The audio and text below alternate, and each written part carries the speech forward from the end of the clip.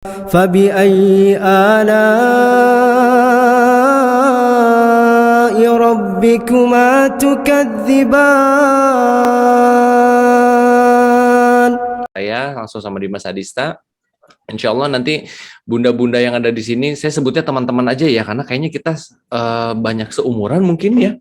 Saya pribadi 36 kan, 37 sih, udah nggak 36. Insya Allah tahun ini 37 pasti banyak yang ya sekitar seumuran lah gitu. Jadi saya bicaranya teman-teman aja ya. Nah, alhamdulillah teman-teman yang dimuliakan Allah Subhanahu wa taala, beberapa sih sudah kenal kayaknya nih, sudah pernah ngobrol, sudah pernah berdakwah bareng bahkan, tapi beberapa yang belum kenal, salam kenal, saya Dimas Adista, biasanya ngobrolnya sama anak, makanya saya excited banget kalau udah ngobrol sama bunda-bunda atau sama elders, sama orang tua. Kenapa? Vibe-nya beda kalau ngobrolnya sama anak-anak, kan kita harus menyesuaikan gaya bicara ya. Gaya bicara kita tuh benar-benar disesuaikan sama ngobrol sama anak, karena dari surat Ibrahim ayat 4 itu bahwa semua nabi dan rasul itu berbicara sama kaumnya dengan lisan kaumnya, sehingga bahasa saya raut wajah pasti disesuaikan dengan umur. Tapi kalau ngomongnya sama elders ya udah, ini berarti menjadi Dimas Adista yang normal. Alhamdulillah, jadi excitementnya beda. Kalau ketemu sama anak-anak tuh, aduh Masya Allah, nge-grab konsentrasinya mereka di awal, menyesuaikan dengan bahasa mereka, bagaimana kita masuk ke dalam apa yang sedang mereka mainkan, apa yang sedang mereka tonton, apa yang ada di pikiran mereka, itu tuh another level of energy gitu. Nah sekarang kalau ngobrol sama ayah bunda sekalian di sini, kalau kata kakak-kakak TR, taklim remaja tuh, ini obrolan ringan. Kalau kata saya ini nggak pernah menjadi ringan, karena ini urusannya sama akhirat, sama anak-anak kita. Bismillahirrahmanirrahim. Boleh nanti narasi pertama dari saya, nanti kita buka diskusi ya. Oke, Masya Allah. Kita buka diskusi. Kita buka dari kenyataan pahit terlebih dahulu. Wah, ini paling nggak enak nih kalau udah didengar kenyataan pahit, bahwa sekitar 83% orang tua itu tidak bisa mengobrol sama anaknya. 83% sama orang tua tidak bisa ngobrol dengan anaknya tentang tumbuhnya bulu pubik ketika mau akil balik. Oh, itu anak nggak bisa ngobrol sama orang tuanya. Nggak bisa. Ada lagi ketika anak ketika punya masalah, orang tuanya nggak tahu cara handle-nya.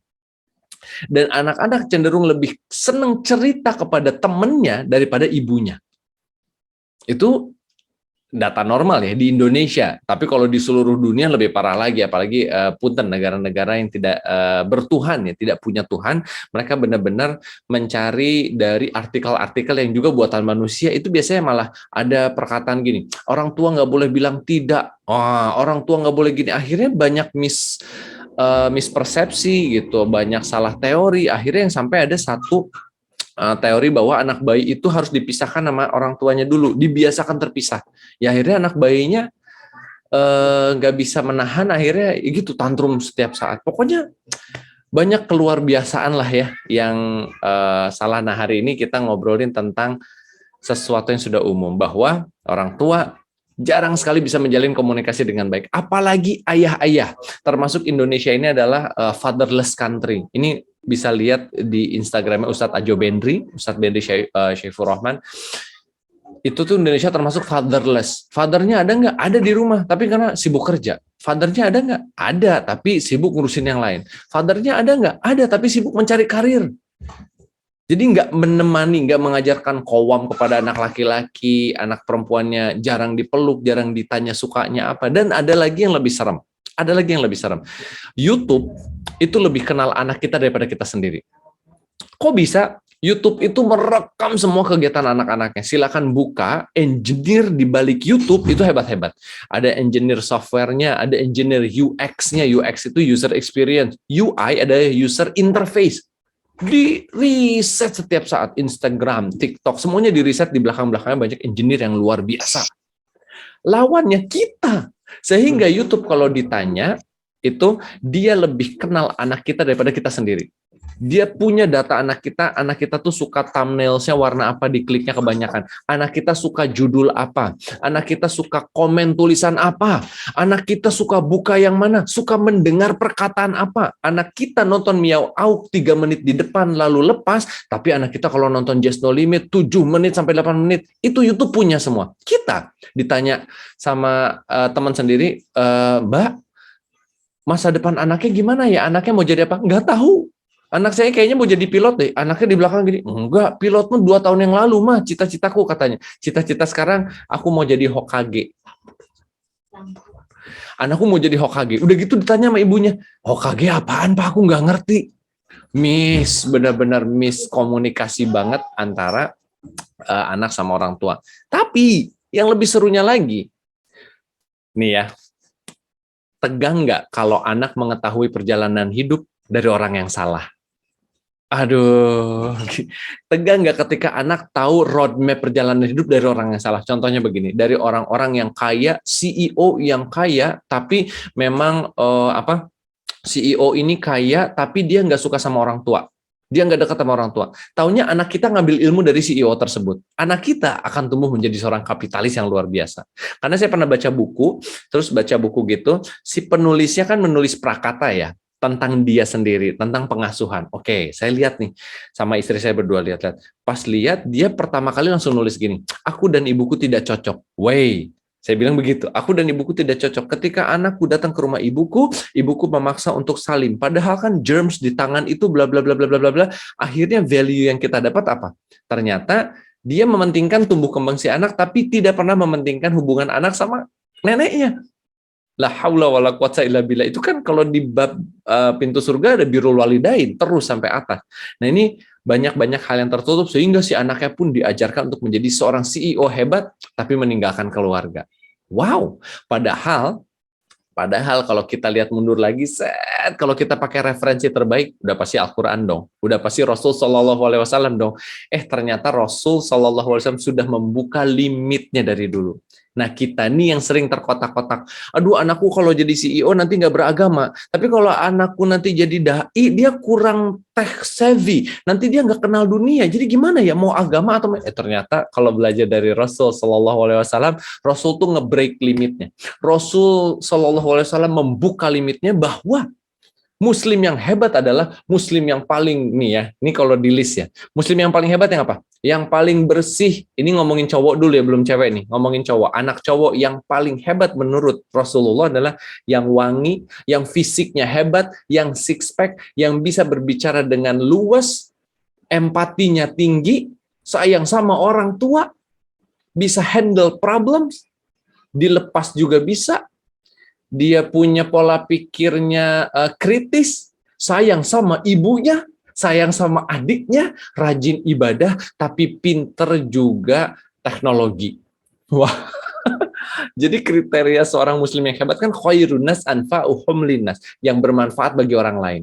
Berarti pinternya si anak yang bermanfaat bagi orang lain ini, ketika lihat roadmap hidupnya, dari kecil sudah ditata. Oleh siapa? Rasulullah Shallallahu Alaihi Wasallam sudah mengajarkan dari awal kepada kita, dari kecil sudah ditanamkan. Sudah ditanamkan bahwa Muslim yang hebat adalah yang baik sama tetangganya. Ya kan? Ada satu hadisnya ya, yang ada 3 tuh kriterianya tuh.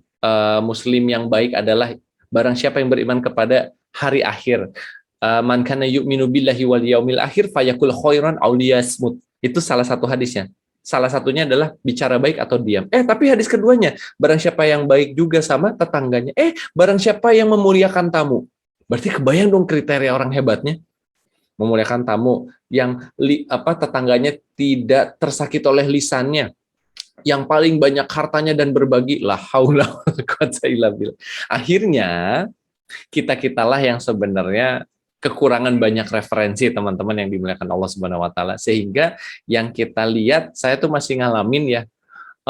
Ini kalau terlalu cepat silahkan chat aja ya, silahkan chat. Aduh Kak Dimas kecepatan nih, lagi nyatat sesuatu, misalnya calling aja, atau kalaupun ada pertanyaan langsung yang sifatnya bisa dibaca oleh umum, silahkan chat to everyone. Yang sifatnya pribadi, silahkan chat direct message ke saya, siapa tahu bisa diskusi gitu ya, sambil ini berjalan. Nah, kekurangan referensi kita, contohnya ada di orang tua kami, orang tua generasi kita, ingat nggak? Yang sukses adalah PNS. Segampang itu ya. Atau yang sukses itu, lihat deh. Jadi orang tua kita tuh masih sering membanggakan, bahkan usikum wa iyaya nafsi bitaqallah, kita juga masih sering, anakku ya, hebat hafalannya. Selalu kita membanggakan yang terukur ya. Ingat ya, terukur. Masya Allah loh, hafalannya udah 3 juz. Tapi yang tidak terukur lupa kita banggakan, lupa kita dalami. Dari 3 juz itu sudah diamalkan berapa surat ya? Berapa ayat ya? Jadi yang tidak terukur itu namanya iman. Nah ini yang kita harus tanam dalam-dalam. Kan kalau kita ngomong tuh iman tuh seperti pohon ya, sejaratul. Pohon iman. Seperti pohon iman yang akarnya menghujam sampai bawah, sehingga ketika mau korupsi dia takut Allah nanti, mau selingkuh takut Allah, mau nyakitin tetangganya takut Allah, nih iman nih. Nah kita usikum wa iyaya nafsi bitaqallah tuh biasanya mengukur anak dengan yang terukur. Apa dia sukses di rumah, sukses di sekolah, hafalannya banyak, apalagi name it. Nah, dengan kemarin kami dari Taklim Remaja dan dari Terangkis juga kita kerjasama, kita bikin roadmap sama anak-anak. Anak-anak itu dari SD digali potensinya sebelum akil balik. Jadi diharapkan ketika akil balik, dia tuh langsung tahu, ini momen saya ketika buku amal saya sudah atas nama saya pribadi, bukan atas nama orang tua, inilah saatnya saya punya tanggung jawab yang lebih besar. Kalau mengutip Spider-Man, kalau mengutip Spider-Man ya, with great powers come great responsibility. Jadi ketika dia mau masuk akil balik tuh si anak tuh kayak tegang. Bukan tegang ya, deg-degan, excited. Aduh, bentar lagi aku mimpi basah nih. Bentar lagi aku menstruasi nih, haid, berarti aku akan pegang tanggung jawab lebih besar. Roadmap itu yang dibutuhkan. Kakak sekarang lagi suka apa? Aku tuh lagi suka lihat pilot. Mau jadi pilot? Kayaknya untuk sekarang aku mau deh bunda jadi pilot. Oke, gini nih. Kalau mau jadi pilot, kakak harus belajar matematika. Kenapa? Jangan sampai dong kita salah melihat ukuran. Satu. Yang kedua, Kak, kalau mau jadi pilot, kita lihat dulu kondisi kita. Mudah-mudahan tidak ada turunan genetis yang bisa membuat mata kita tuh minusnya terlalu tinggi. Berarti cocok jadi pilot, Kak. Yang kedua, tiga, kakak harus punya tanggung jawab besar karena kakak membawa orang-orang di belakangnya. Yuk belajar tanggung jawab. Sekarang bunda kasih tugas kakak akan gradually naik selama 3 bulan, boleh ya? Nah, itu seru tuh. Ternyata jadi pilot, dia kan butuh tanggung jawab. 3 bulan pertama kakak, semua kucing di rumah ini, bunda tidak akan kasih makan lagi. Itu urusannya sama kakak. Kita akan cek ya. Gitu, 3 bulan nih. Setelah 3 bulan lulus dengan grade A, ngasih makan kucing, keren tanggung jawabnya, Kak. Tapi pilot itu butuh tanggung jawab lebih dari ini, Kak. Karena bawa nyawa orang. Wah, Masya Allah loh amanahnya. Oke, 3 bulan lebih lagi, semua nasi di rumah ini yang masak kakak 3 bulan ke depan ya. Perhatikan airnya, kebersihan ininya. Diajarin sama bundanya. Lepas ya? Lepas. Oke. Bergradually naik. Si anak tuh dikasih dari yang kecil sampai terakhir anak cowok pas sudah mau lolos gitu ya, mau deket-deket akil balik, kakak kan punya tanggung jawab nanti sebagai pilot ya. Ini kamar mandi kebersihannya tanggung jawab kakak. Kasih dia sikat terbaik, kasih dia merek-merek pembersih porselen gitu ya, dan yang lain-lain, ajarkan caranya, lepas dia selama 3 bulan ke depan, jangan suapi solusinya. Sehingga nih anak kan jadi punya tanggung jawab, dia katanya mau jadi pilot. Satu tuh, oke. Ternyata babnya, bun aku tuh suka gambar, suka.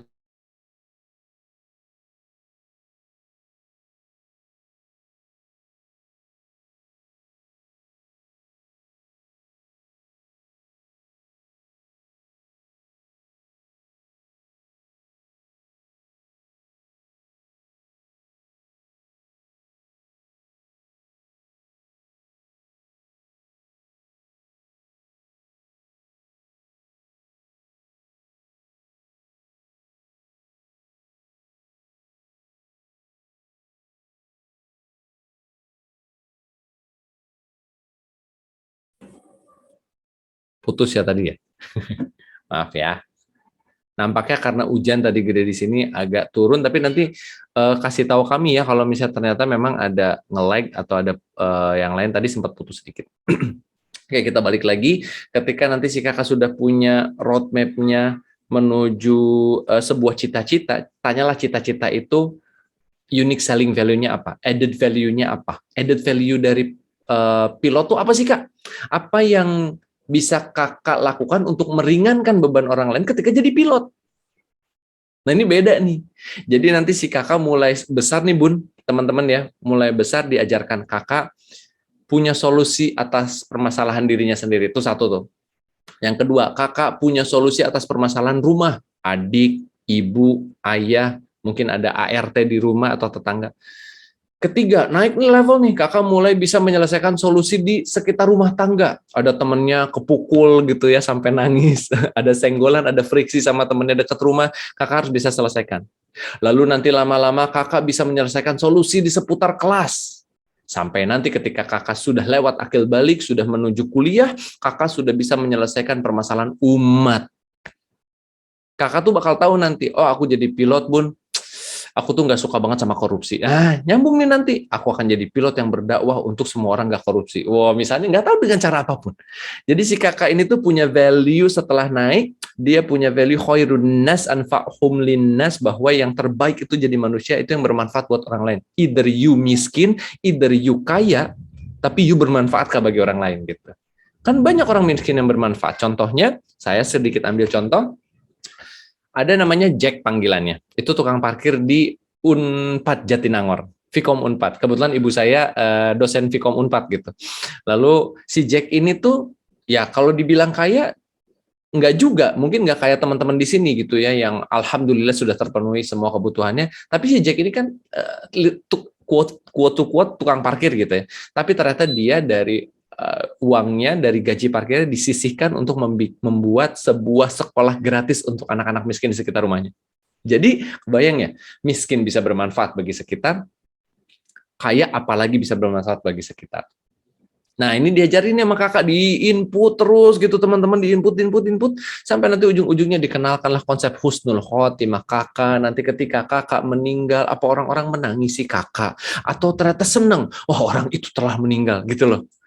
Konsep husnul khotimah ini nama kakak gitu, dimasukkan ke dalam referensinya kakak, bahwa nanti tuh kamu meninggal orang-orang nangis nggak sih? Kehilangan nggak sih?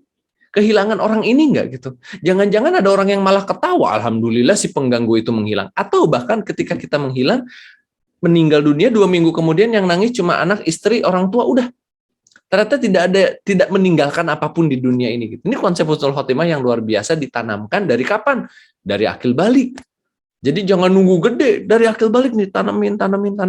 Karena mulai jelasin kakak nanti ada pengadilan akhirat, yang keadilan itu nanti adanya di akhirat. Kalau kakak lihat orang miskin sekarang, insya Allah kalau orang miskin itu punya value, bertakwa, mengerjakan yang diperintahkan Allah, nanti akan sejajar derajatnya dengan sang kaya yang juga taat. Jadi mulai dikenalkan ke sebuah entity namanya Allah Subhanahu wa Ta'ala yang maha adil, yang memang dunia ini tidak adil. Nah, ini pelan-pelan nih. Sehingga si kakak itu akan menjadi seseorang yang punya tujuan hidup. Seseorang yang tujuan hidupnya lebih parah lagi daripada, kalau sekarang tuh punten ya, kadang-kadang kalau lihat Instagram, tujuan hidupnya harta atau tahta gitu. Seorang orang tua tuh seneng aja kalau anaknya, lihat nih anak gua gajinya 25 juta per bulan. Manfaat dia buat lingkungannya apa ya? Nggak pernah ditanya sama ibunya. Kan kita juga nggak mau ya nanti ketika kita meninggal dunia, sebagai orang tua, anak kita telepon Ustadz, ibu saya mau meninggal nih Ustadz, tolong ngajiin ya. Bukan dia yang ngaji. Ustadz, tolong ditalkin ibu saya ya, saya nggak tahu caranya ngurus jenazah. Manggil lagi orang lain. Terus ketika udah gitu, ketika dia punya harta banyak, ternyata dia nggak bisa nurunin warisan yang baik sama anak-anaknya kelak lagi, sama cucu-cucu kita kelak nanti.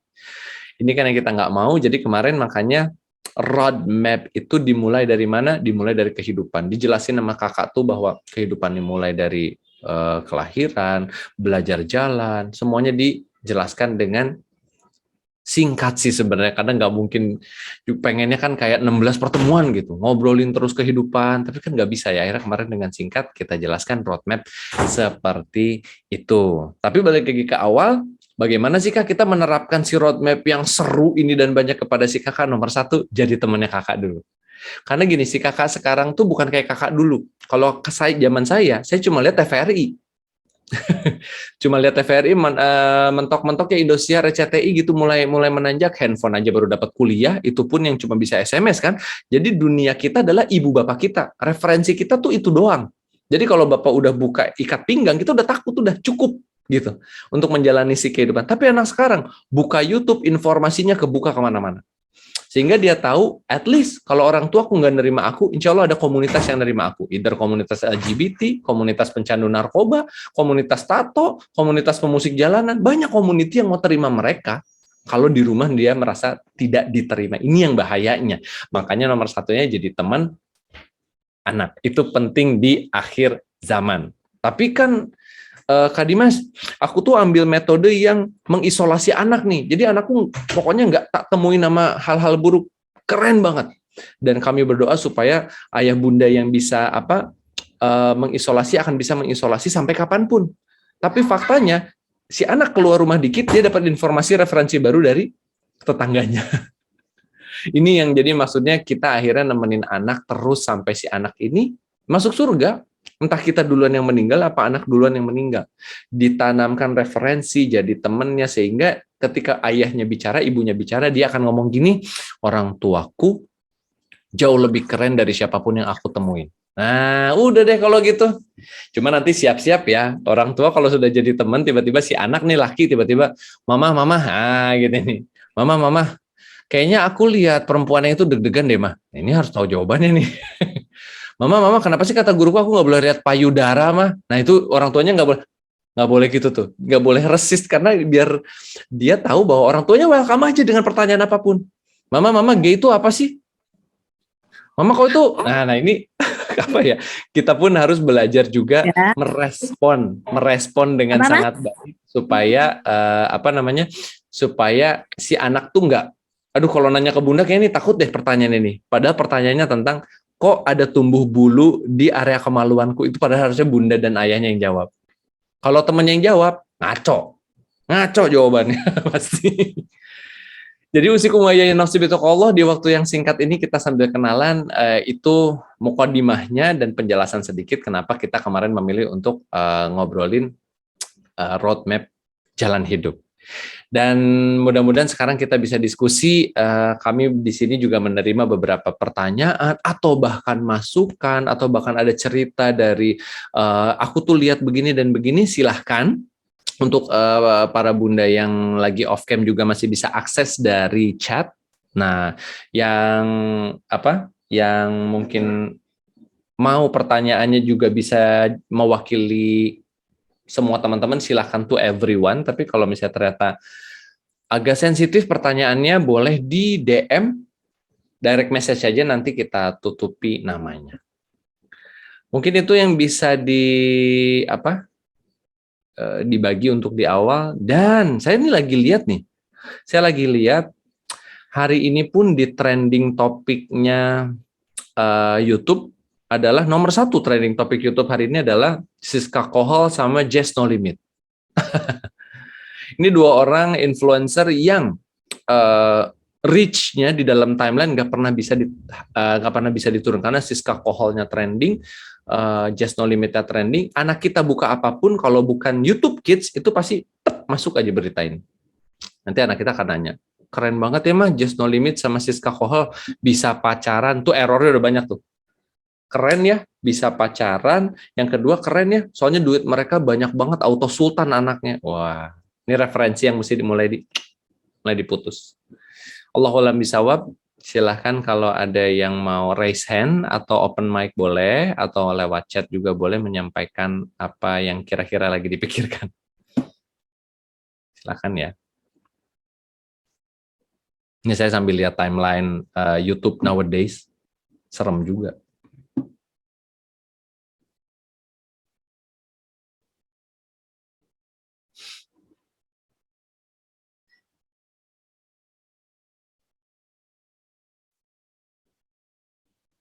Terus kemarin tuh ada yang nanya gini, ada yang nanya masuk ke DM saya gitu ya dari bunda-bunda, Kak saya tuh nggak ngerti dunia anak katanya. Gimana ya cara mengerti dunia anak? Cuma ada satu cara sih, beri waktu untuk nyebur ke dunia anaknya. Maksudnya beri waktu gitu, lihat anak lagi main apa. Oh anaknya main Minecraft. Udah aja, jangan sampai tahu segitu doang gitu. Anak main Minecraft, apa sih di dalam Minecraft tuh? Bikin-bikin. Nah bikin-bikin tuh bikin-bikin apa? Di dalamnya ada diamond yang bisa diambil, bisa ini. Mulai masuk, mulai search YouTube. Apa itu Minecraft? Tulis, dengerin, belajar gitu. Sampai nanti ketika kita sudah sama referensinya dan anak-anak anak-anak sudah bisa ngobrol sama kita, oh enak tuh. Semua ditanyainnya sama kita. Assalamualaikum Kak. Umur 8 tahun semua hal dicobain. Masya Allah, bagus. Berarti kitanya yang harus nemenin. Kalau gitu, curiosity anaknya tinggi, tapi kitanya harus nemenin. Jangan sampai nanti dia tanya sama orang lain gitu. Misalnya kayak kemarin saya bahas di timeline saya di Instagram gitu ya, tentang Marvel Cinematic Universe, karena semua orang, anak-anak tuh lagi hype banget sama Multiverse of Madness. Wah, padahal di dalamnya kan kekerasan itu isinya. Tapi ada juga beberapa orang tua yang ngomongnya gini doang, pokoknya nggak boleh nonton Multiverse of Madness, itu isinya kekerasan, tanpa ada value yang di chunk down atau dibongkar gitu. Akhirnya ada beberapa anaknya yang ternyata anaknya pun bukan di pesantren, anaknya juga sekolahnya di negeri gitu ya, atau di SMP itu yang semua temennya 90% nonton, terus dia nggak nonton, dia eventually akan nonton dari link dikasih temennya, nontonnya juga diem-diem, akhirnya nggak bisa buka diskusi sama ibunya. Ini juga yang salah satu yang ditakutkan. Jadi kalau anaknya nyoba semua, kitanya yang harus ikut nyoba juga. Masya Allah, ini mah keren banget. Alif berarti nanya semua hal sama bundanya. Nah, paling kita begini. Jadi kadang-kadang ada waktu itu anak dekat rumah saya, dia ikut-ikut, maaf ya, ANJIR. Dia ngikut-ngikut itu tuh, kata-kata itu. ANJIR. Ikut-ikut aja terus. Karena ternyata rhyming teman-teman yang ngomong, dia suka aja.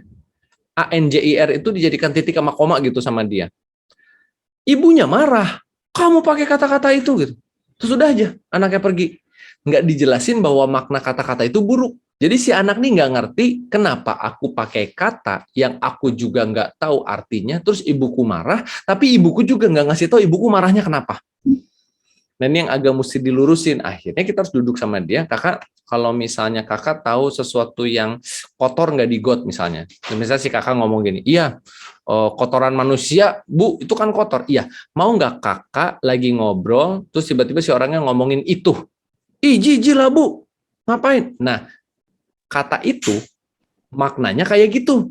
Kata itu diturunkan dari ini. Ini itu nggak enak banget didengarnya. Oh, jadi si anak langsung tahu, oh berarti kalau aku ngomong gitu sebenarnya maknanya buruk ya Bu. Tapi teman-temanku pakai semua, masukin value kedua. Kakak, kebenaran itu bukan jumlah. Jadi bukan berarti 10 teman-teman kakak 9 yang ngomong itu dan itu jadi benar. Oh gitu Bun, maksudnya kebenaran gimana? Nah ini terus nih, anak akan nanya terus. Jadi kebenaran yang benar dari siapa? Oh dari Quran. Kok dari Quran? Karena Quran itu perkataan Allah. Allah kan yang bikin semesta alam. Jadi Allah bikin dunianya sama kayak kakak bikin dunia di Minecraft, lalu kakak bikin aturannya, nah Allah juga bikin dunia dan aturannya.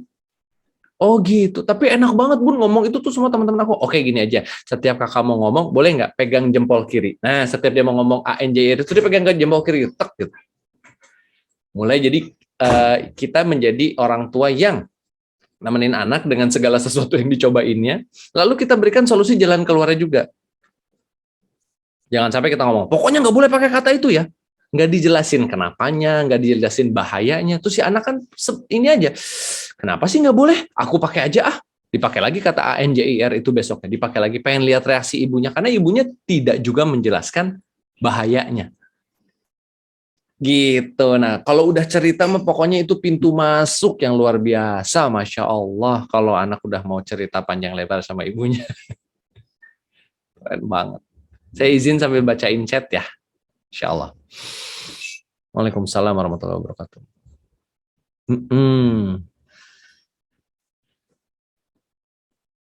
Oke, Masya Allah, Masya Allah.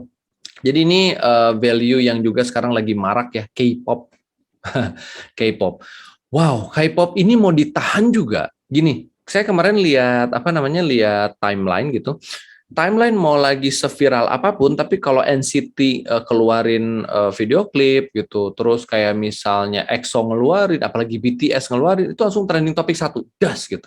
Apalagi girl band yang kayak Blackpink, kemarin Red Velvet, apapun itu, terus langsung trending. Jadi si anak tuh mau kita tutup informasinya, muncul dengan karena mereka sudah punya portal informasi banyak banget dari gadgetnya, dari dari YouTube-nya gitu ya. Nah, usikum wa iyaya nafsi bitaqallah, memang kitanya yang harus bongkar dikit. Misalnya gini, dia suka K-popnya apa gitu ya. Ternyata dia suka bandnya, let's say Red Velvet. Buka Red Velvetnya.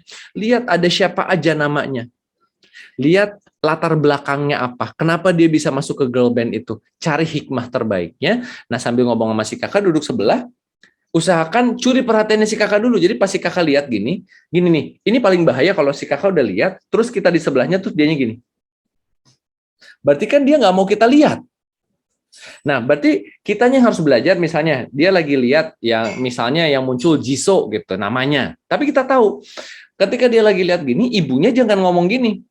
Ya elah kak, K-popan mulu, kayak nggak ada yang lebih bagus aja dari K-pop, tahu nggak sih? Itu tuh udah aurat gini-gini. Si anak mundur lah teratur kayak, ya ini nggak cocok berarti sama ibuku. Ya udah aku mundur. Dia ngilang karena kita pun juga yang ngasih gadget ke mereka. Kalau kitanya nggak ngasih gadget, boleh kita ngomong, kakak, kamu jangan dengerin K-pop dong. Kan ibu nggak ngasih kamu referensi K-pop, karena kita yang ngasih referensi. Tapi kita juga yang ngasih gadgetnya, berarti kita yang memfasilitasi dong. Nah, kalau kita yang memfasilitasi, berarti kita yang harus tanggung jawab sama isi gadget. Minimal kita googling apa yang dia suka, apa Red Velvet, Blackpink, apalagi apa yang terakhir tuh mah? Hah? Enggak, yang cewek. Yang disuka, ITZY atau apapun itu gitu. Lihat, nanti ketika muncul gambarnya, curi perhatian si kakak. Itu Jennie ya, misalnya gitu. Dia akan gini, oh mama tahu, ya nggak sebanyak orang-orang, tapi mama tahu kok si Jennie itu tuh. Nah gini nih, jadi kasih informasi yang dia juga suka. Si Jennie itu tuh ternyata leadernya ya, misalnya gitu. Yang tadinya gini kan dia jadi ngelewat. Oh iya. Iya mah, dia akan cerita mulai. Jadi aku tuh suka. Dia mulai cerita kenapa dia suka. Itu pintu masuk kita. Aku tuh suka banget loh. Jadi gini mah, si Jennie itu ternyata ya di K-pop ini selain dia nyanyi bagus, dia tuh paling humble mah. Dia tuh kan idol ya mah. Dia udah lulus gini-gini. Dia akan cerita. Kita dengerin. Jangan cerita panjang lebar. Udah gitu baru ngomong, Masya Allah ya kak, lihat coba. Idol aja yang masih buka-buka aurat, kayaknya dia udah balik sih, udah nggak mungkin kan. Idol tuh udah pasti udah balik, orang usianya udah 17 ke atas. Mereka aja yang nggak kenal Allah tuh bisa baik. Apalagi yang kenal sama Allah. Bayangin ya, kita doain deh sama-sama supaya si Jennie atau siapa itu dapat hidayah, terus nanti dia mau nutup auratnya ya. Karena dia udah dapat baiknya nih kak. Dia udah dapat satu kebaikan. Tapi nanti baru dia nanya hal yang krusial. Jadi mam, kalau si Jennie ini nggak tutup aurat sampai mati, dia masuk neraka dong. Mulai muncul pertanyaan akhirat, dan ini pintu masuk kita. Gitu. Usikum wa iyaya nafsi bitaqallah. Gitu. Jadi memang kita PR sih, PR banget. PR banget mengatakan. Sekarang gini, gimana nggak PR? Bayangin ketika Rasul Shallallahu Alaihi Wasallam berdakwah di Quraisy, di sebelahnya ada Abu Bakar Ash-Shiddiq yang tahu semua sejarah tentang Quraisy. Rasul nanya sama Abu Bakar Ash-Shiddiq, kalau Bani ini siapa pemimpinnya, siapa ujungnya, siapa ini, siapa yang kalau mau kita pegang? Itu ada nasihat dari Abu Bakar Ash-Shiddiq diambil oleh Rasul Shallallahu Alaihi Wasallam. Kenapa Rasulullah pernah ikut sama kakeknya, Syaibah bin Hashim alias Abdul Muthalib. Kenapa pernah ikut sama kakeknya? Karena kakeknya diplomat, pernah ngobrol sama sana sini. Jadi Rasul Shallallahu Alaihi Wasallam belajar. Oh kalau ngobrol sama diplomat begitu ya, ngobrol sama orang penting begini ya, ngobrol sama ini, belajar banyak, meresap. Pelajaran komunikasinya itu meresap dari Abdul Muthalib, dari Abu Thalib. Itu Rasul Shallallahu Alaihi Wasallam. Rasul juga melihat target dakwahnya dia apa knowledge-nya. Rasulullah menghadapi Bani Quraidah, Bani Qainuqa, Bani Yahudi itu yang di Madinah, kan pasti mempelajari dulu. Jadi ketika ngomong satu vibe, kan balik lagi ke surat Ibrahim ayat 4, silahkan dilihat di situ surat Ibrahim ayat 4 bahwa semua nabi dan rasul itu bicara dengan kaumnya, dengan lisan kaumnya. Nggak mungkin saya ngomong sama orang Jawa tiba-tiba kumaha damang, atuh kemana wae. Kata orang Jawanya, apaan kagak ngerti gua. Orang Jakarta, logat kita nggak di Jakarta, nge-vibe-nya susah. Jadi apalagi anak kita. Kita kalau ngomong sama bos, sama tetangga, kita yang usaha nyamain level kita. Atau misalnya gampangnya gini deh, kayak ada misalnya saya ambil contoh yang saya kenal aja ya, karena sahabat saya sendiri, Ratu Anandita, followersnya 300.000. Sebagian ibu-ibu saya suka perhatiin. Ibu-ibu kalau ketemu Bu Ratu Anandita, Masya Allah Mbak Dita, apa kabar? Kemarin ya, Mbak Dita tuh kan habis berangkat ke sini ya. Dalam hati saya yang lihat, ini si ibu-ibu ini berarti mempelajari si Dita dong. dari Instagramnya, dilihat Dita pakai apa aja, dilihat si Dita kehidupannya gimana sama Mario, dilihat. Baru pas orangnya pulang gue nanya, Dit, emang semua orang yang ketemu lu begitu ya? Iya, rata-rata kalau ibu-ibu excited, tapi kenapa energi ini nggak keluar sama anaknya?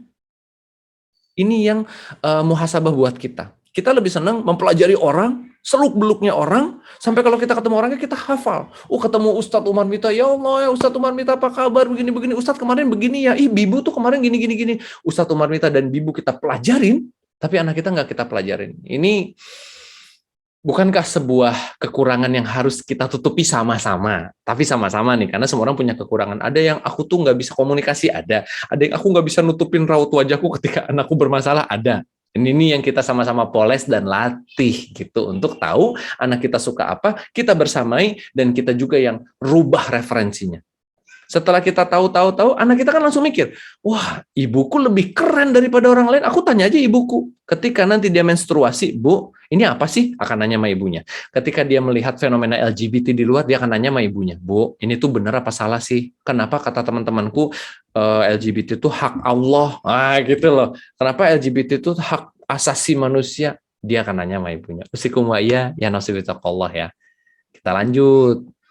Lanjut. Kalau dulu ada istilah quality over quantity, ini masih relevan nggak sih? Iya, Masya Allah, Masya Allah.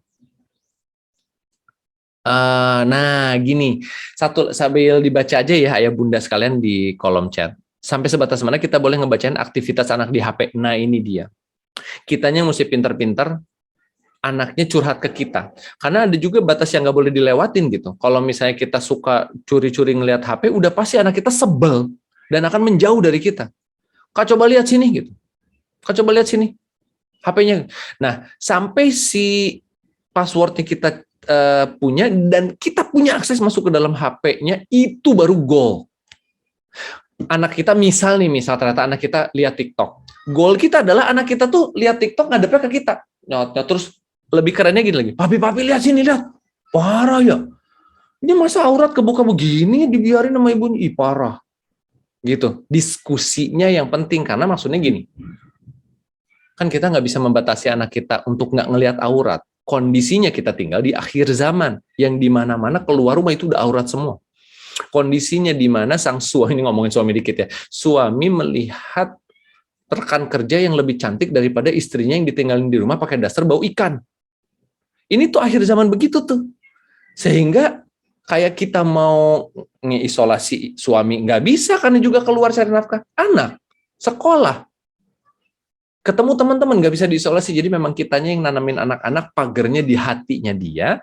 Nah, hatinya dia itu dipagerin kalau kita bisa nemenin dia. Ini ngomongin akhir zaman ya. Kalau kita bikin anak kita ketakutan, kasusnya ada banyak yang datang ke kami di Tenang Jakarta, ibu-ibunya udah telat. Ini sedikit contoh aja ya. Karena ngomongin sebatas mana kita boleh ngebacain aktivitas anak. Kalau menurut saya pokoknya yang penting minta izin sama anak. Kakak boleh nggak? Kan ibu tuh masih bertanggung jawab. Kakak belum balik. Dosa kakak tuh ada di ibu. Sekarang gini, jujur deh sama ibu, atau kalau nggak boleh kan ibu lihat WhatsApp-nya. Kenapa? Karena kalau ada satu perkataan jelek di situ, itu kan nanti jadi dosa jariah, Kak. Muter. Kalau kakak pernah ngomong kata-kata kasar di grup, terus dibaca sama temennya. 17 temen yang di grup baca kata kasar kakak, dan mereka ngomong, ih parah banget lidahnya ya, si ini. Itu jadi dosa setiap perkataan. Kira-kira mau dosa atau mau pahala? Ya mau pahala lah bun, tapi ya aku minta maaf lah. Ya aku juga kadang-kadang suka pengen asik aja. Nah ini udah asik nih. Anaknya udah ngaku salah berarti. Ya aku kan kadang-kadang pengen asik juga kayak teman-teman pakai kata-kata itu. Ya udah tapi aku hapus ya bun. Udah nih bunda lihat aja tapi nggak boleh pegang. Ini udah goal. Soalnya kalau kita trespassing, kita nggak dapat lagi clearance ke dalam kepercayaannya anak. Kalau kita coba-coba, terus kita ngomong gini lagi, anak, contoh nih, anak tidur, kita bongkarin handphonenya, gitu kan. Pagi-pagi ketika anaknya bangun, kamu tadi malam nulis apa tadi di WhatsApp gini kan si anak langsung, berarti bunda buka tanpa izin, satu. Yang kedua, scrolling tanpa izin, terus dalam lagi, spying-nya dalam gitu, sampai grup-grupnya dibuka. Saya juga pernah masalahnya diam-diam buka handphone anak. Tapi saya mikir nih kalau saya ngomong, anak saya hilang kepercayaannya. Aduh itu benar-benar akhirnya nunggu momen sampai saya sama istri berdoa, ya Allah kasih momen, ya Allah kasih momen, ya Allah kasih momen. Akhirnya momen itu datang, baru ngomong, kakak tadi ngomong apa kelepasan? Dia ngomong gitu, enggak, aduh dari sini dulu sebentar. Akhirnya kesempatannya dibuka sama Allah. kita samber. Kalau quality over quantity, kalau untuk sekarang sih sebenarnya quantity of ya jelas quality over quantity ya. Kalau kita lihat soalnya gini, Nabi Ibrahim alaihissalam ketemu sama Nabi Ismail itu kan bukan quantity tapi quality. Cuma ketemu beberapa kali sama Nabi Ismail alaihissalam, tapi Nabi Ismailnya ya abati katanya, engkau akan menemukan aku adalah orang yang bersyukur. Jadi kualitinya sih, gimmicknya. Kalau kuantitinya ketemunya sering, tapi ibunya marah-marah terus, baru si anak pegang HP mulu, nah anak juga jadinya, ibu gua nggak menyenangkan pokoknya. Jadi ngelihat muka ibunya itu seperti melihat hakim, seperti melihat timbangan mizan. Oh ini ngukur nih. Si ibu mah matanya kalau dilihatin ngukur kayaknya ya. Ada yang salah, dicari-cari aja kesalahan aku tuh kak gitu. Soalnya ada pernah curhat gitu, ibu aku tuh kak nggak asik katanya. Kesalahan aku dicari terus. Nah kalau quality kan beda. Ada yang kualitinya bagus, kuantitinya juga bagus, keren jempolan. Biasanya yang mengambil keputusan misalnya anaknya homeschooling atau ternyata dia kerja sama anak itu biasanya quantity dapat, quality dapat. Tapi Allah akan kasih ujian lebih gede. Jadi jangan ini ya, maksudnya jangan tenang karena kita masih hidup di dunia la yukallifullahu nafsan illa wus'aha gitu. Lihat di surat Al-Ankabut ayat 1 sama 2 juga gitu. Tadi di surat Al-Baqarah 286 aja kan bahwa Allah tuh pasti ngasih, ada tandanya bahwa ngasih ujian terus. Al-Ankabut 1 sampai 11 silakan baca, itu isinya tentang menghadapi ujian. Jadi tetap quality nomor 1, quality sama anak, mengerti anak, coaching anak terus, briefing terus sama anak, jadi teman anak, dan ketika anak dapat masalah, jadi dia tahu nanyanya ke ibu. Tapi ada satu kuncinya juga, jangan sampai menyuapi solusi nanti. Kalau anak udah rentang, ya sekitar udah mulai 13-14 tuh anak harus di stop aja solusinya. Bahkan umur 10 kalau bisa, kalau si anak udah kelihatan dewasa, stop, jangan kasih solusi ke dia, jangan suapi solusi. Sebenarnya tabelnya ada sih beberapa tabel yang jelas, mungkin kita bisa ngafalin. Saya ngambil referensinya dari Fitrah Based Education-nya Ustadz Haris Santosa rahimahullah gitu. Jadi ada punya tabelnya enak, ngadepin anak tuh. Ada Q&A-nya gitu, Masya Allah. Jadi yang penting tadi untuk bundanya Zara tuh kita jadi teman anak. Jadi kalau kita trespassing udah pasti nggak jadi teman ya, kehilangan trust. Terus quality over quantity kayaknya masih berlaku deh. Insya Allah. Masya Allah, alhamdulillah. Susahnya memfilter informasi untuk anak-anak, betul. Masya Allah. Influence teman-temannya dan YouTube tuh sangat kuat. Jadi gini deh, kenapa kita lawannya sama YouTube? YouTube itu di belakangnya engineer. Mereka tuh ngelihat si anak suka thumbnail ini, di-push sama dia kontennya. Jadi kadang-kadang di timeline tuh muncul bukan yang dia subscribe, tapi yang dia suka. Sehingga orang itu didesain nonton YouTube bisa sampai 7 jam nggak berhenti, tapi tetap excited setiap saatnya. Jago nggak? Jago. Ya orang belakangnya engineer semua. Video YouTube ada berapa? Triliunan video YouTube. Jadi si anak tuh bisa dimanjakan 7 jam berturut-turut sama layar. Nah berarti PR kita, kalau kita pakai cara keras, bisa anak-anak takut sama kita. Tapi gilirannya nanti anak-anak butuh sesuatu yang ditanya, dia nggak akan nanya sama kita. Tinggal berdoa kalau gitu sama Allah, ya Allah ketemukan dia sama orang baik karena aku nggak bisa baik buat dia. Ya gitu maksudnya ini sedikit sentilan buat saya juga gitu. Karena kalau anak udah nganggap di akhir zaman terutamanya karena arus informasinya banyak, anak nggak bisa jadi teman sama orang tuanya, gimana tuh? Dia akan cari orang di luar. Ternyata ketemu di luar LGBT lagi. Astagfirullahaladzim. Mudah-mudahan jadi ada taklim remaja bisa ngimbangin si anak-anak ketemu teman-temannya terus gitu ya. Insya Allah. Kak, bagaimana ngatasin info tentang pornografi ke anak? Wah, Masya Allah. Iya benar, sudah share informasi porn ya. Anak-anak jadi kepo. Jadi begini, kalau masalah porn, itu karena sekarang sudah akhir zaman, yang dianggap normal itu orang pakai crop top aja normal ya. Cewek-cewek pakai crop top kan normal, bujalnya kelihatan, maaf, normal. Terus life goal-nya adalah punya belly kayak Kylie Jenner. Nah ini susah nih. Kita pengen membuat anak kita menjadi Khadijah di zaman Kardashian, ini susah banget. Jadi kita pengen menanamkan value Khadijah ke dalam dunia yang penuh dengan Kardashian. Nah, kitanya yang harus terus informasinya kita keluarin bunda. Kakak ini aurat. Kakak leher perempuan aja udah aurat.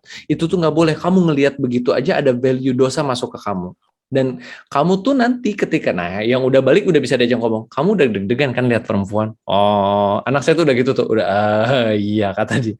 Ya udah keluar nih deg-degannya katanya. Nah, berarti kan sudah muncul sebuah tanggung jawab yang besar yang namanya hawa nafsu, Kak. Keluarin ayatnya, ya ayat Tuhan nafsul mutmainnah. Allah tuh nggak nyuruh kamu menahan emosinya, tapi Allah tuh minta kamu memaintain dengan baik emosinya.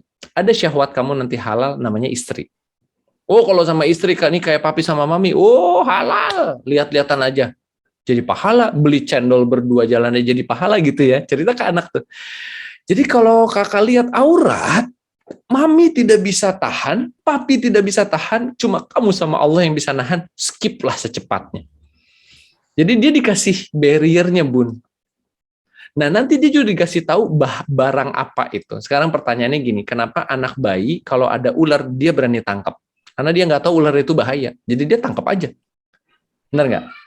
Ada dua nih ngajarin anak bayi. Kita kasih lihat gambar ular, kasih lihat ular itu berbahaya, tidak boleh dipegang, akibatnya begini. Sehingga pas si bayi lihat, itu ular. Kata ibuku nggak boleh dipegang. Atau nanti nunggu sampai kepatok beneran sama ularnya, hampir meninggal, dia dapat pelajaran, kan nggak mau. Kita mau yang kedua, kenalkan, tapi bukan kenalkan dengan bahasa pornonya ya. Kenalkan bahwa batasan aurat sampai mana, nggak boleh dilihat. Hargai, Kak, itu nanti punya suaminya. Jangan kakak lihat. Tapi orang dianya yang umbar. Nah, inilah masuk ke penjelasan. Iya, kita tuh punya pilihan hidupnya, Kak. Falhamaha fujuraha wa taqwaha. Kita punya dua pilihan. Fahadainahun najdain. Kita punya dua pilihan tuh. Ada di surat Al-Balad, Kak, ada di begitu. Kakak punya pilihan untuk ngeskip, gitu, atau scroll ya. Atau kakak punya pilihan menatap dan menambah dosa-dosanya yang banyak. Aduh, gitu. Gitu. Ada cerita sedikit, teman saya. Punten, ganteng pisan. Mantan buaya, saya sebutnya mantan buaya karena saya kenal banget sama dia dulu seben bareng gitu, zaman kami masih jahiliyah dulu. Dan saya tuh kan ngomong gini karena saya juga dari lembah hitam itu dulu gitu, jadi tahu kelakuan orang-orang dan anak-anaknya yang sudah dilepas sama ibu-ibunya tuh kayak apa, antaranya tuh saya bisa bongkar semuanya. Nah, si anak ganteng banget, disebutnya juga si buaya lah gampangnya gitu, karena dia dengan gini bisa dapat perempuan di mana-mana.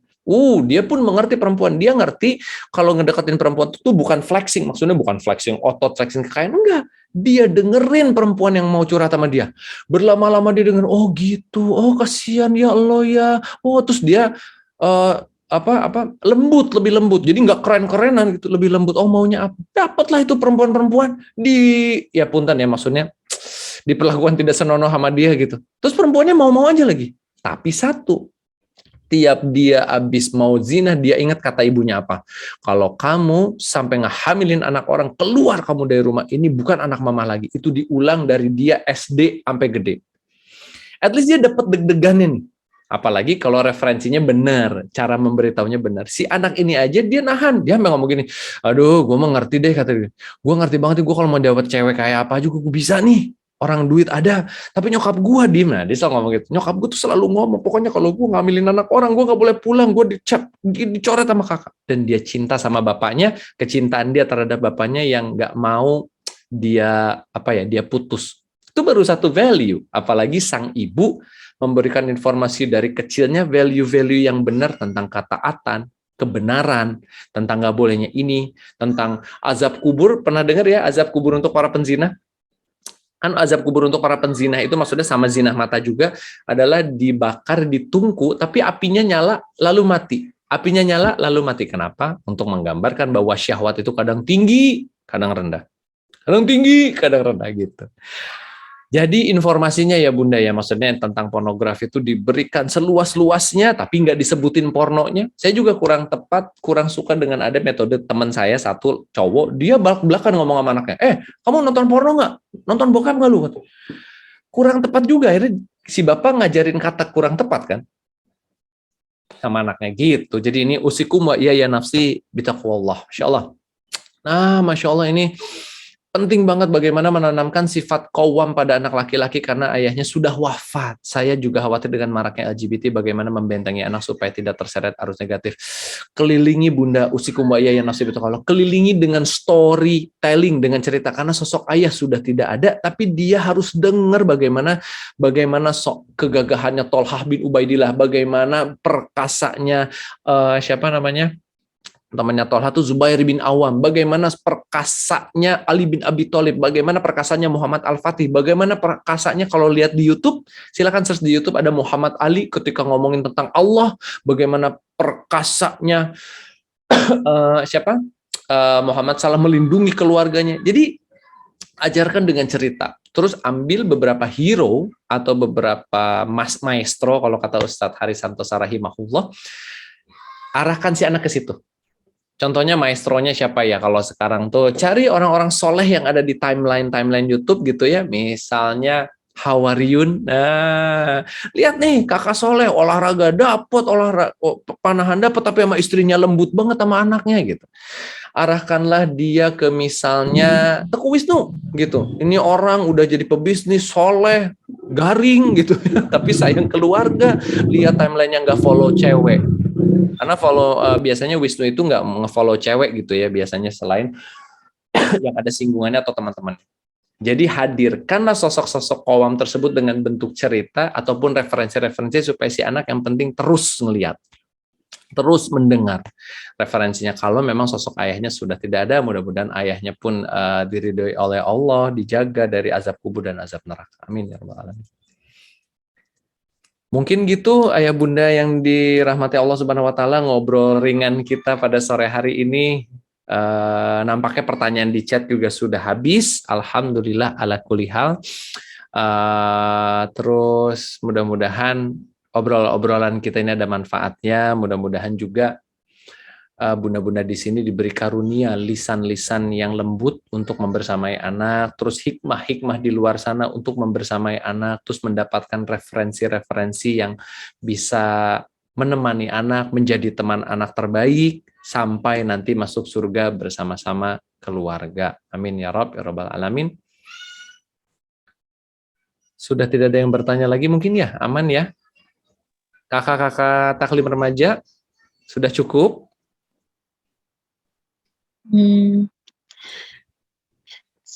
Kayaknya sejauh ini sudah Kak. Mungkin dari bunda-bunda juga ada yang masih penasaran atau ada yang masih mau disampaikan. Kebetulan nih Kak Torik juga kayaknya udah join. Silakan Kak Torik. Wadah Kak Torik, tapi lagi repot kayaknya. Nggak apa-apa, aku yang tutup juga. Cuma siapa tahu ada pertanyaan titipan. Oh, ini masih ada. Nggak apa-apa deh, kita terusin dikit ya. Boleh ya. Jadi kita kan belum tutup sama istighfar, ternyata ada beberapa pertanyaan masuk lagi bisa dibahas. Satu terakhir nih, janji satu terakhir. Kak Dimas, bagaimana jika ayahnya masih ada tapi tidak bisa menjadi contoh yang baik dalam hal beragama? La haula wala quwata illa billah. Ini sebagian yang kami temukan juga di Terang Jakarta. Bukan berarti kami benar ya, bunda sekalian, bukan. Maksudnya apa ya?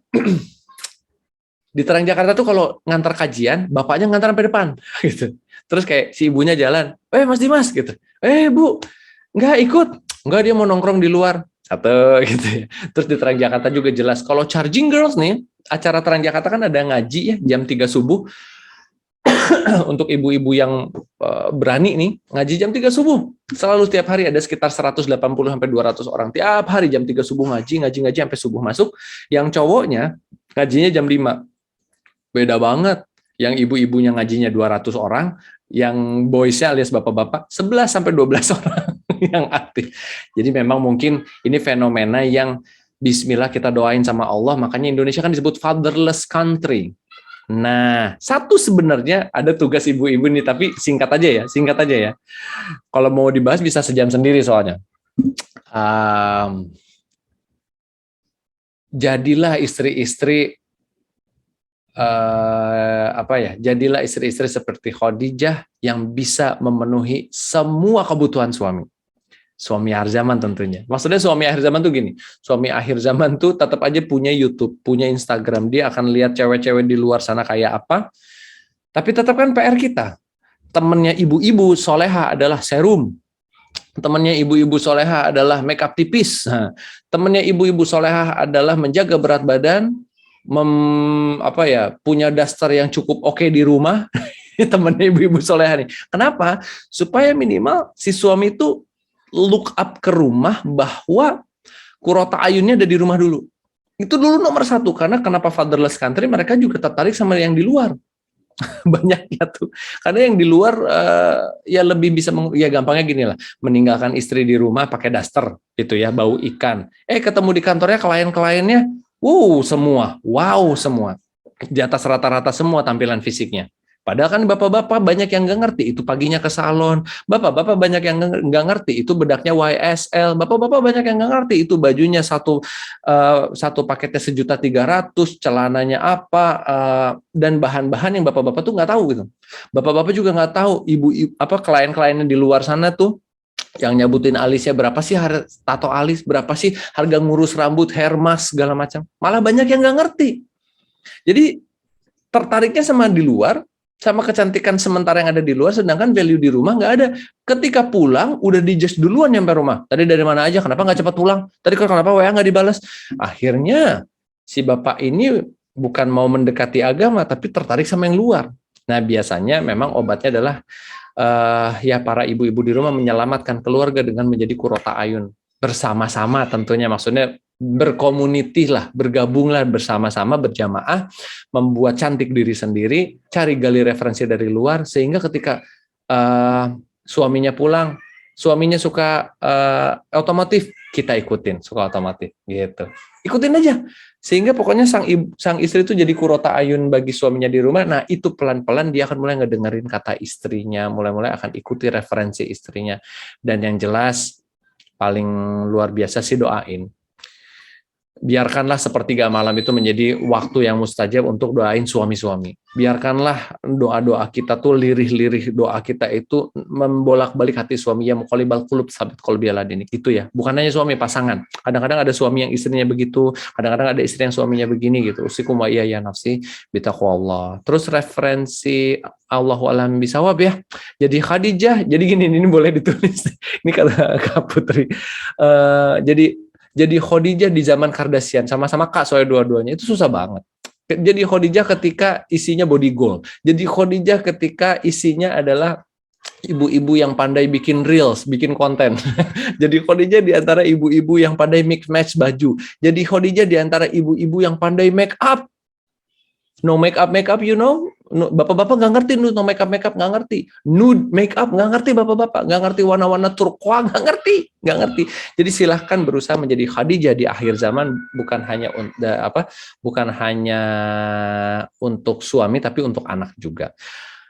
Allahu a'lam bishawab. Referensi untuk anak-anak yang suka anime. Wow, ini mah kitanya harus masuk ke anime karena terlalu banyak ya. Nanti mudah-mudahan ya Bun ya, ada pembahasan lain. Mudah-mudahan nanti ada parent talk lain yang kita bisa share, bisa ngobrol-ngobrol.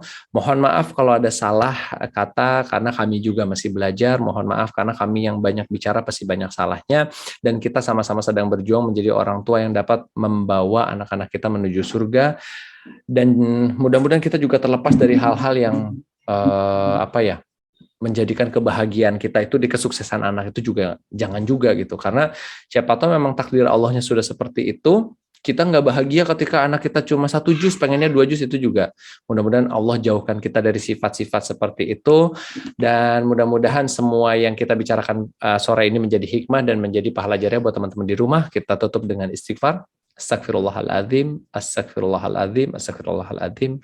Kita tutup dengan tasbih dan tahmid subhanallahi wa bihamdihi, subhanallahil azim, subhanallahi wa bihamdihi, subhanallahil azim, dan doa kafaratul majelis. Subhanakallahumma wa bihamdika, asyhadu an la ilaha illa anta, astaghfiruka wa atubu ilaik. Jazakumullah khair, karena kayaknya banyak perempuan ya. Terima kasih banyak sudah menyimak.